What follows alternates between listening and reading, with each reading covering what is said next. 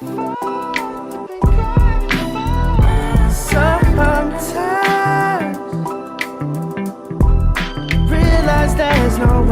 have tuned into Breaking the Mask of Depression with your host, Diva with Depression.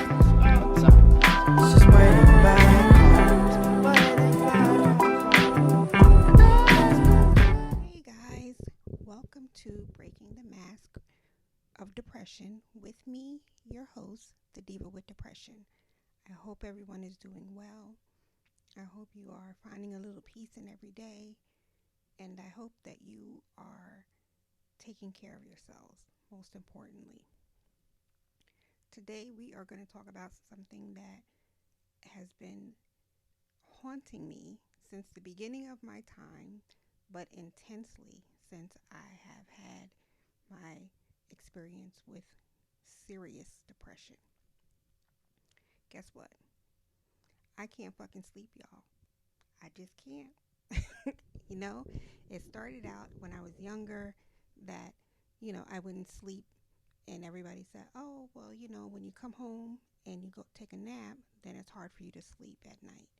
Okay, so then we try not taking a nap. I had extracurricular activities some days, and still the same thing. I just could not sleep. I could not sleep for a full 8 hours. So this went on and on and on and on. But when you're young, what is sleep? It's not until you get older that you're like, look, I'm old. I need to take a nap. I need to get myself together. Then I need to get to bed at 8 o'clock so I can get up and start doing it again the next day. But that's not how it works for me. I can be up for 24 to 36. And yes, it has gone as long as 72 hours without sleep. And I can tell you that it destroys you. The irritability that sets in is horrible. It's hard to keep your eyes open. It's hard to think straight.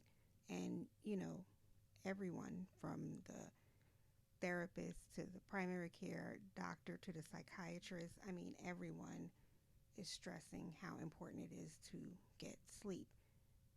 It ain't my fault though. There's so many things that go into why you will have a bout with insomnia. And I'm not by myself. Approximately 10% of the world experiences insomnia. And a large percentage of those are serious enough for medical attention. So this is not just, oh, I tossed and turned last night. Oh, I got home from the club too late and I couldn't catch up on my sleep. No, this is really not sleeping for long periods of time, and nothing works, so you have to include a doctor at this point because it's not good for you to stay up all those hours. Insomnia is a common sleep disorder. Like I just said, 10% of the world experiences it. You may have trouble falling asleep. You may have trouble staying asleep, or just getting a good amount of rest or a good quality of rest, because I have had times where I'll get 5 hours of sleep, but it's a straight 5 hours of sleep. And so that way, when I wake up, I'm not, dancing on top of the fucking world or anything, but I have some energy and I feel better. But if you are a choppy sleeper, that's what I call myself, a choppy sleeper. You fall asleep, but you're up every hour. You fall asleep and then you're up 45 minutes later. That is not quality sleep. So, and it's not like, I have a comfortable bed. I have comfortable pillows. I got enough pillows to smother the world, y'all. It has nothing to do with your environment. You can have the right temperature. You can have the right mattress. You can have the right sheets, the right pillows, all of that stuff. And in some cases, insomnia is still going to haunt you. And so it takes medical intervention to find out how to battle it, because like I said, it can cause so many problems. And then you get to, you don't know what came first, the chicken or the egg, as with most things when it comes to mental illness. But you don't know if depression is causing the insomnia, or insomnia is causing the depression, or anxiety is causing the depression. So it's time to get help. Insomnia may also include you wake up too early, tiredness, daytime sleepiness. I can tell y'all want to hear a funny story? One time, and this is between having insomnia and having a young child. And I went to work and I had to have a one on one meeting with my manager, and he was so boring. I mean, listening to him talk was so boring that yes, I was falling asleep right there at his desk. And it wasn't until he said, Donna, are you asleep? I was so embarrassed. I was so embarrassed. But I had to say, listen, forgive me. Everybody knew that I had a young child at home. So, he was lenient. But yes, I fell asleep right there at his desk. So it interferes with your daytime activities. It's hard to pay attention. It's hard to focus on tasks. Like I said, remembering, and once you get past 50, you swear that you can't remember shit anyway. So if you add insomnia to that, then everybody just thinks that, you're going to hell in a handbasket. So um, errors, accidents, you know, one of my symptoms is clumsiness. I drop everything because I'm not getting sleep and I'm taking all this medication, and then my hands shake, and so it's hard for me to hold on to things and balance things. So you have to, when it gets to the point, and I'm probably going to stress this all the time, but when it gets to the point where you think that it's going into the direction of this is too damn much and you need medical attention, start paying attention to how you're feeling. Like I always tell you guys, write down things that you notice about yourself that are not normal, or that may be related to that, because there's nothing that you can't tell your doctor. Write down everything that you're experiencing, because if it's not insomnia induced by depression, it could be insomnia induced by something else. And so it's important to keep track of your symptoms. There are three types of insomnia. Transient insomnia is when it happens less than 1 month, you know. So that means that it's a little bit, of course, more common, because people have things that are going on, just like I said, being pregnant, having a newborn, new job, going away. Um, Maybe there's a temporary problem going on in your life that is just causing the lack of sleep. So that's transient for 1 month. Short term insomnia is between 1 and 6 months. Now, this is when you tell somebody that you're not getting any sleep. This is when you should start taking notes and writing down. You write down how many days a week you're experiencing it. Start writing down how many hours, straight hours, that you're getting at one time. Write down if you're not getting straight hours, say you're sleeping 1 hour and then waking up like I do. Write that down also. Write down the time that you're going to bed. Write down the time that you fall asleep, because I'll tell you later on, but that's something that you're going to get sick. If you have insomnia, you're going to get sick of people asking you that. How long did it take to fall asleep? Chronic insomnia is more than 6 months, and that's what I live with, chronic insomnia. And so that's when, not only do you bring somebody in, but you start bringing out the big guns because they want you to go to sleep. And, you know, guys, sidebar, mental illness brings so many difficult challenges to your life and your body and your mind. I mean, I know people get tired of hearing me say it, but it just brings so many discomforts to your life. And there's so many things that, well, number one, we don't talk about mental illness. But number two, we don't share the real shit that goes on when you have mental illness.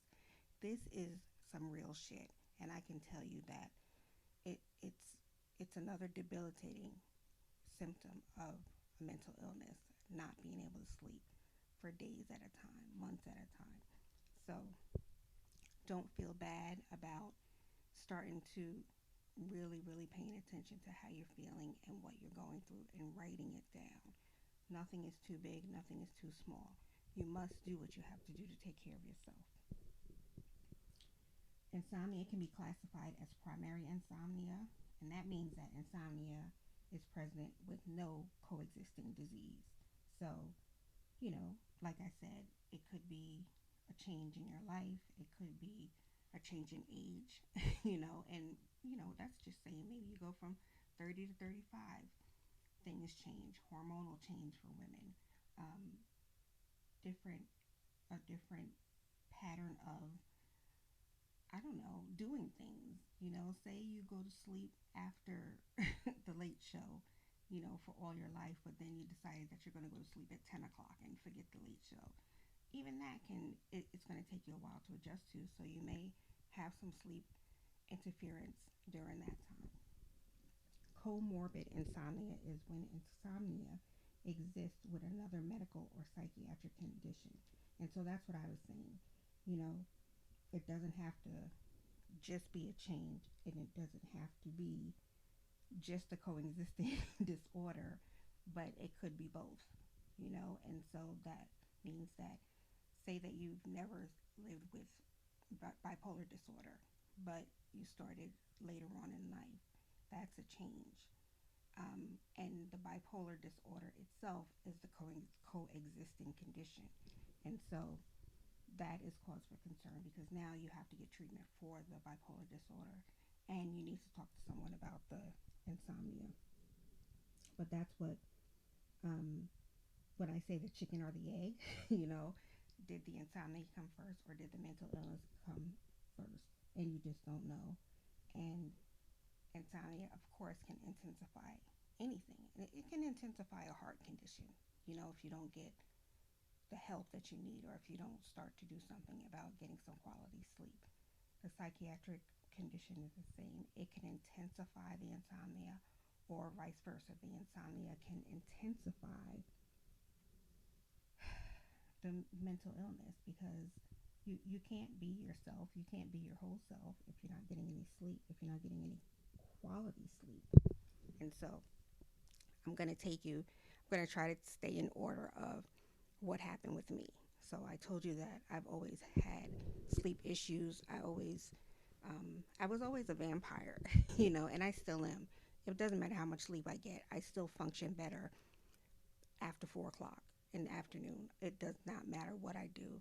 I'm a night owl, and from what I'm told, I have been like that since I was a baby.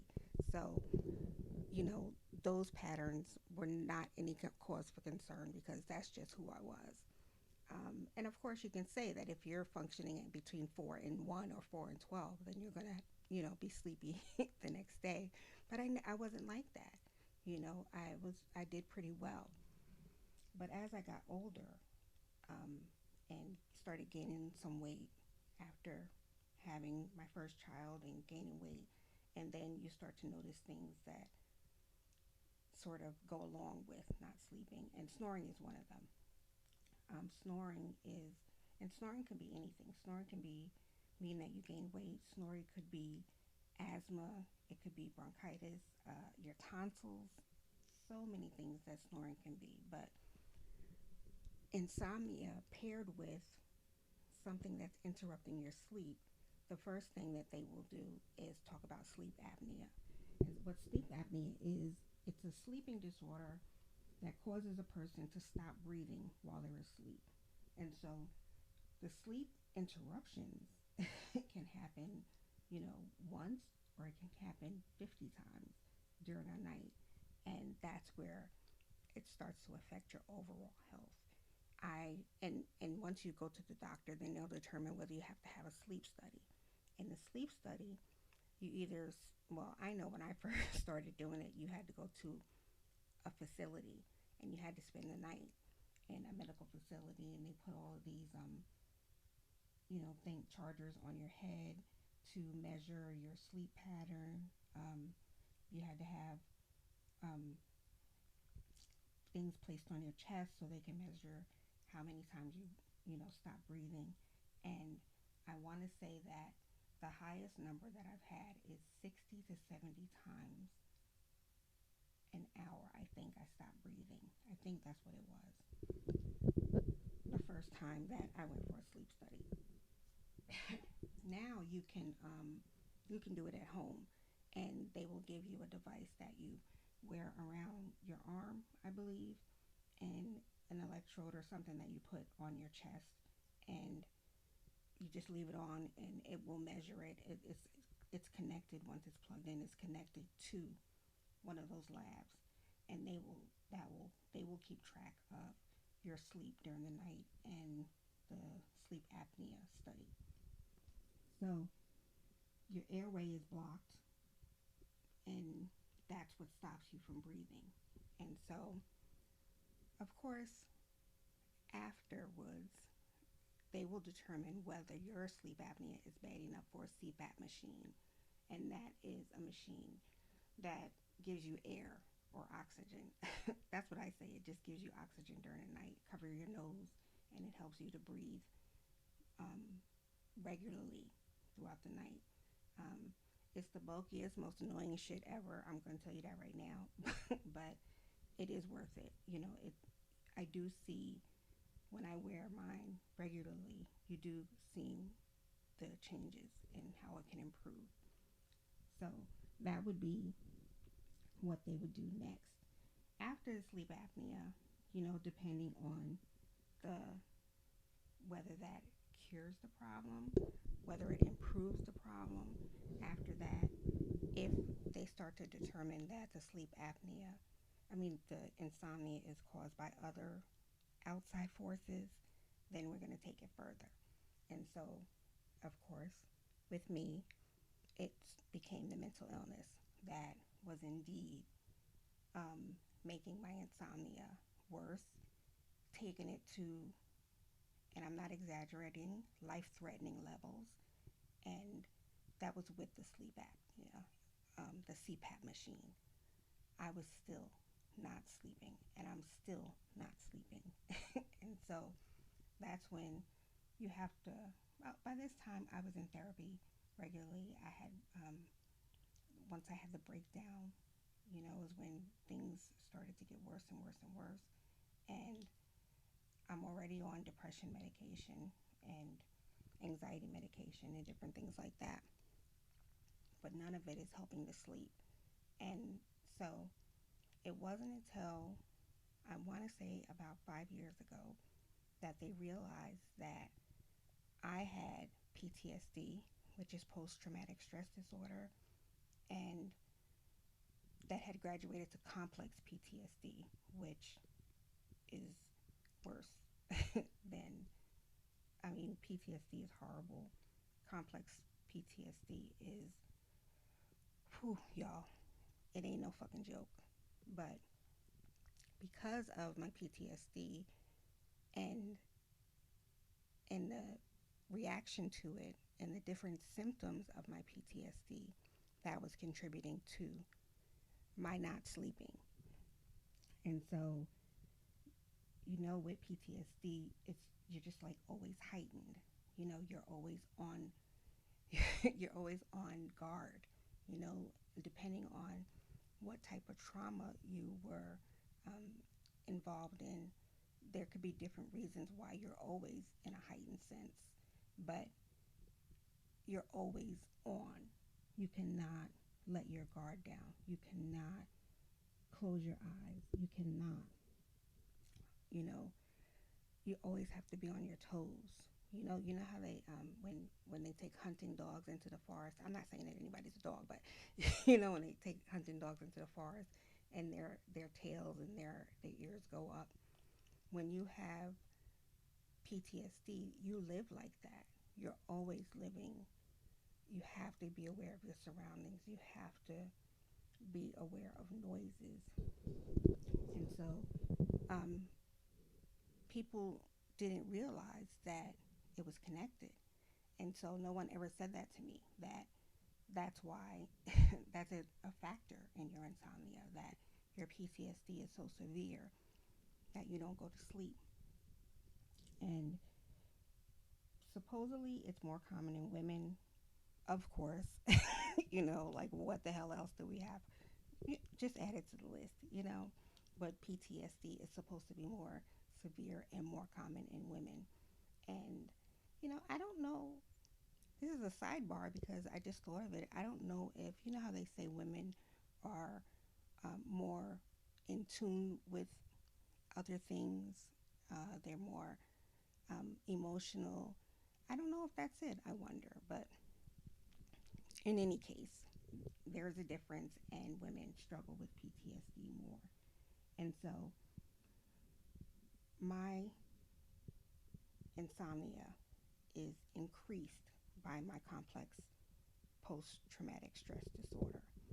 And I don't usually talk about this, so I'm going to share this with you guys. I'll tell you one or two of the things that cause me not to sleep. I am always, and I mean 90% of the time, on guard. So that means that I can lay down. It's going to take me forever to fall asleep because I'm always looking. If there's a shadow, I'm looking. If there's a noise, I'm looking. If, I got to constantly make sure that, the doors are closed or there's nobody looking in the window. And guys, I'm going to be honest with you. I There are some traumas that I experienced that I can't recall, that it has been um, suppressed, but that doesn't stop me from having the symptoms of PTSD in regards to the hidden or blocked trauma. And that's one of the things that I'm always on alert. And when I do fall asleep, I will fall asleep, but as soon as I hear a noise, I'm jumping. I'm up. I'm looking around. And let me tell you, it could be something as small as you hear a bug on paper, and that has happened. I heard a bug crawling on a paper on my desk, and I woke up. It could be um, the cat outside my window, and I'm looking. The people, if you live in an apartment, the people overhead, the people next door, they make a noise, I'm up. And so it'll take me 3 hours to fall asleep. I will fall asleep. As soon as I hear a noise, I'm up. Even if I don't hear a noise, my body wakes up automatically every hour on the hour to look around and check my surroundings. It's rough, y'all. It is. It is. It is. And when it first started happening, or when I first started paying attention to it, I really felt like something was wrong with me. I really felt like I was the only person that was living like this. But, when they initially thought that PTSD just affected military personnel, they said that that's why it made sense, is because they would have to be on guard. They would always have to be aware. And so, just like the military personnel, that's how they react, that's how I react, and that's how millions of people react. Something, we can talk about sexual abuse. Say someone is being sexually abused, and at night is when the person approached them. So that means that even after the abuse has stopped, you're still listening for the footsteps. You're still listening for the creak on the floor. You're still listening for the breathing, because you're always going to feel like somebody's approaching you and they're going to do you harm.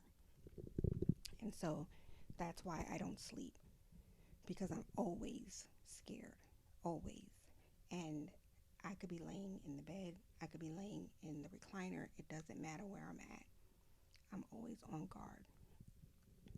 I I have so many problems sleeping elsewhere. If I'm in a hotel, I won't sleep. And if I do, it's the same pattern. I'm up every hour, tossing and turning. Um, it's horrible. If I spend the night at someone's house, I don't sleep at all because I'm in a strange place. And it doesn't matter. My brother laughed one time because I was at his house and this is where I've been. I'm always there. But it doesn't matter. I'm up all night because to my spidey senses, I'm in unfamiliar territory. I'm in unfamiliar surroundings. So that means that if something happens, I don't know what to do to protect myself. And so this is how someone that has insomnia triggered by PTSD, that's how we live. And it's it's a rough way to live, um, but it helps to be diagnosed. It helps to know what is going on with your body because you might just think that it might be that you're getting older. When you're older, you got to go to the bathroom more. When you're older, you go to sleep earlier, so you get up in the middle of the night. Um, but it's not just age related in all cases. In some cases, it may be something as severe as your trauma, and those are things that you need to take note of also. I'm not saying you have to relive, well, if you have PTSD, you are reliving your trauma over and over and over again. But I'm talking about, if you just started having insomnia, then that's something that you need to keep track of and think about it. Really sit down and give it some thought and say, I wonder, blah, blah, blah. It could be genetic, like a hereditary, like did your parents have a certain sleep pattern? Like I know my grandparents, of course, they woke up at 5 o'clock in the morning, they took a nap at 12, and went to sleep after the evening news or stuff like that. Like that's their pattern, and you could have got it from them, that pattern from them. It's not an off pattern. It's just the way they lived, but you could have adopted that. Your parents could have a sleep schedule. When you're younger, your parents determine your sleep schedule. Then when you start going to school, that really fucks up everything because, sometimes you could be up late at night doing homework, blah, blah, blah, blah, blah. So, take all of those things into account. And I guarantee you that you shouldn't feel bad because it's a sign that there's something more out there that's stopping you from sleeping. And so write it down, write it down, write it down because you're going to want to have a talk with your doctor and go to your primary care. You want to start having that discussion with them. And just like with the sleep apnea, get the sleep study and then determine whether it's sleep apnea. And then you might need a CPAP machine. You might need to change the way you lay in bed. You might have to take a medication that'll help you breathe regularly throughout the night. It may be asthma or sinus problems. I know when they first started trying to treat me, I had to have my tonsils taken out. And that was at 31 years old, 32 years old that I had my tonsils taken out. But it had been going on for so long that they believed that that was part of the problem. And it did help. It actually did help. I didn't have to, use a CPAP machine until much, much later. And unfortunately, I had gained more pounds. And so it has started getting into the danger zone. So write it down, write it down, write it down. Talk to your doctor. There are several treatments that you know, you can go through. If you go to a therapist because you determine that that's part of why you can't sleep, there's behavioral therapy, which shows you how to change your thinking and change your behaviors and as reactions to other things. And so, you know, you could, and this is just an example, they call it stinking thinking.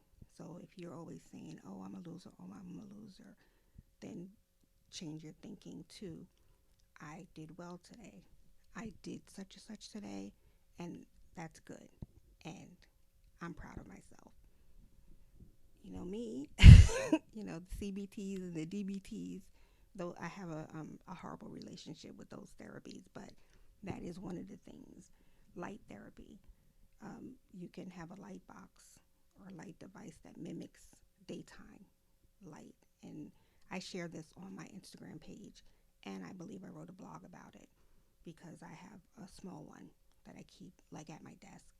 But it sort of regulates your your system, So if you have the daytime light on, even if it's light outside, it may not be light in the room that you're in, or you could have it at desk, and so that keeps you up, makes you more aware, and so that could help regulate your sleep pattern later on. Self care, like I said, change your sleep habits. They say turn off the TV, turn off all the lights, throw your phone away, do all of those things. But here's another thing. I can't sleep in the dark. I cannot be in complete dark. It terrifies me. So my TV has to stay on. Even if I fall asleep, my TV has to stay on, and don't let it don't let it go off.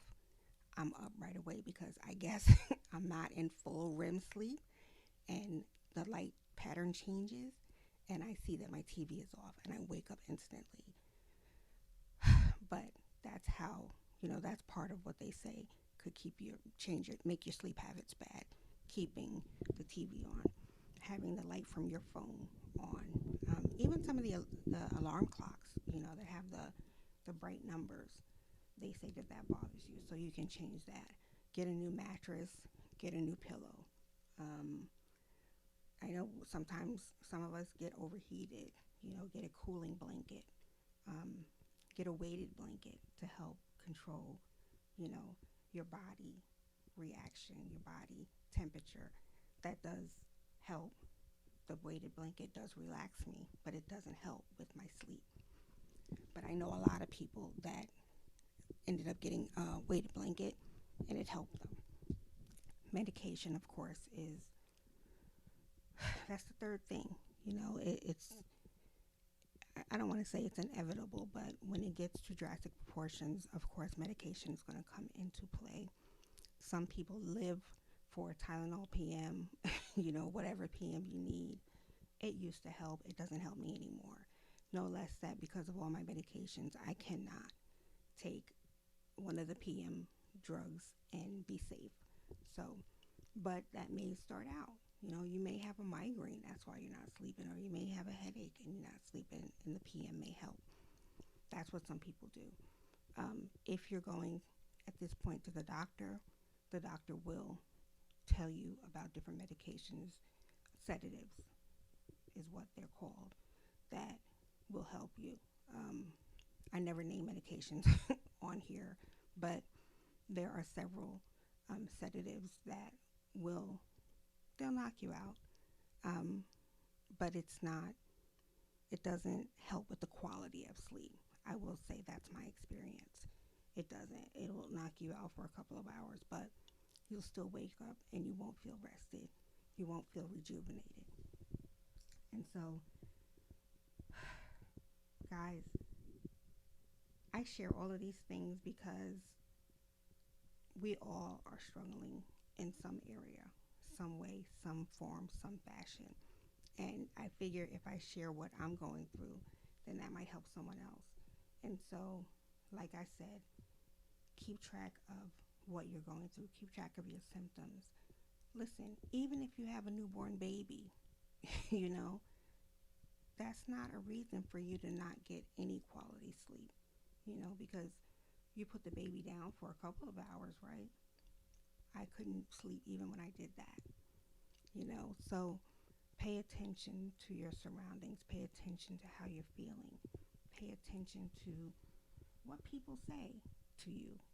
If you're a partner, if you have a partner and you share a bed, ask them, to give you some feedback about your sleep. Lord knows I used to get my share of mine to the point where sometimes I got kicked out. But that's a whole nother show. But ask them for feedback, pay attention to how you act when you go on a trip. or even if you spend the night somewhere. Pay attention to how you function in your different surroundings.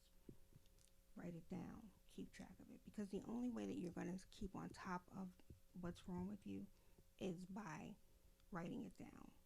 Keep it in your phone and talking to your primary care doctor. So pay attention to your lifestyle. Pay attention to physical pain. Ladies, I'm going to tell you, pregnancy and beyond, yes, your sleep is going to decrease. It's supposed to get better. I haven't seen it yet. My girls are old, but pregnancy does interfere.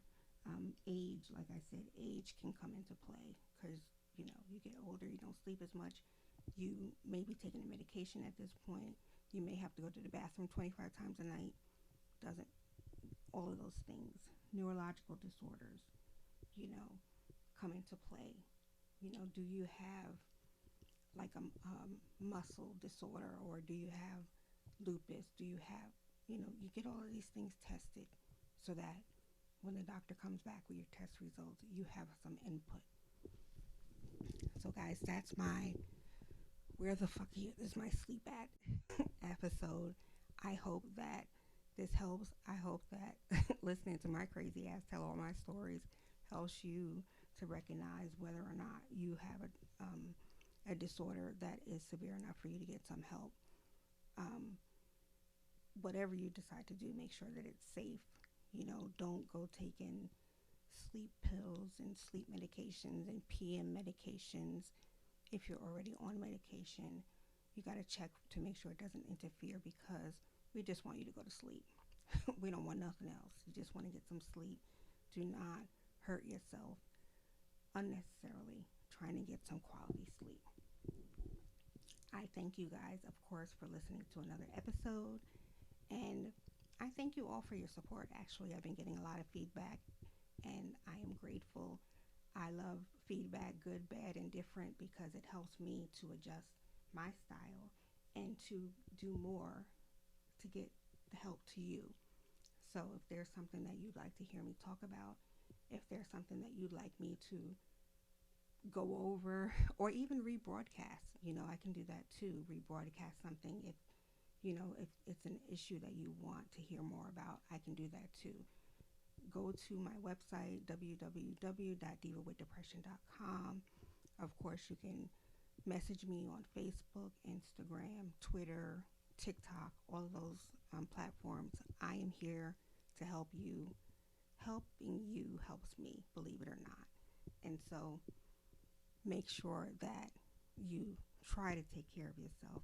Try to get some help if you're not feeling your best, and go forward.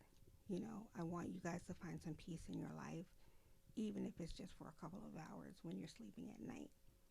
Find some peace. Thank you. Listen, like, share, talk about it with your people. Talk about it with people that you love and that you're concerned about. Just pass it along, because you may save a life. Take care, guys.